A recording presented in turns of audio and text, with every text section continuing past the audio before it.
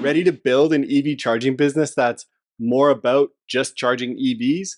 Now we're talking crazy. Okay, now let's keep going. Let's get our brain out there in the super creative world. You might be thinking, what, like static ads? So they're stagnant, just maybe stickers or pictures. Do you think there'd be a way that we could do like digital ads? Could we do, I know I've seen like on the top of taxis, they have those big signs that say taxi. Do you think it's legal to make a digital moving ad on the outside of a car, or would the government be like, no, come on, this is just a huge distraction for car accidents? I don't know. Could we put digital screens on the sides of our cars so people sitting beside us in traffic can, watch whatever our ad is? That's to be determined. I don't know. I'm hoping you guys will know and you can say that's crazy, Trev, or you might be onto something here. Or maybe even not fully digital, but what if they're like holographic? Like, remember those old hockey cards? You could move, and in the different ways you look at them, you could see the players shooting the puck or shooting the basketball or whatever it is. What if there's holographic ads? So at least we're maximizing the real estate that we have available on our cars. I know that they have digital screens inside the cars, like on the back of the headrest of whoever's driving the car. The person in the back is just watching ads the whole time. I've definitely been there where I have to mute the thing because it's just yelling ads at me the whole time.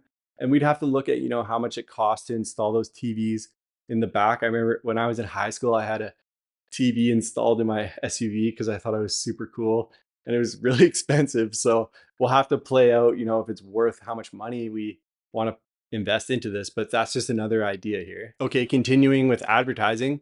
What if we had advertising obviously on our DC fast chargers at our location, but what about on the software? Could we put ads on the software? And this might be a case where we're, having to choose. There's two options for entrepreneurs to use DC fast charger software. You can do the white labeling where you essentially, it's a lot more expensive, but you take on the software. You can brand it as you want.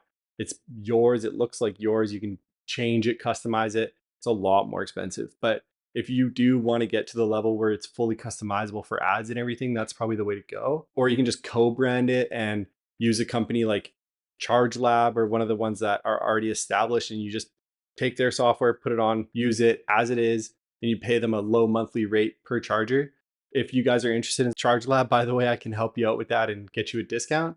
Just let me know and I'll teach you how it works. And there's links below that have all this information that you can download. So check those out if you're trying to figure out the different EV charging companies and what their offers are. Okay, and if people are spending, half an hour at our location charging their cars, then we want to capitalize on that time that they're spending there, right? So, I mean, the first most obvious thing is you think of like a gas station. They have a lot of the convenience style setups where they go in and just buy products, super simple.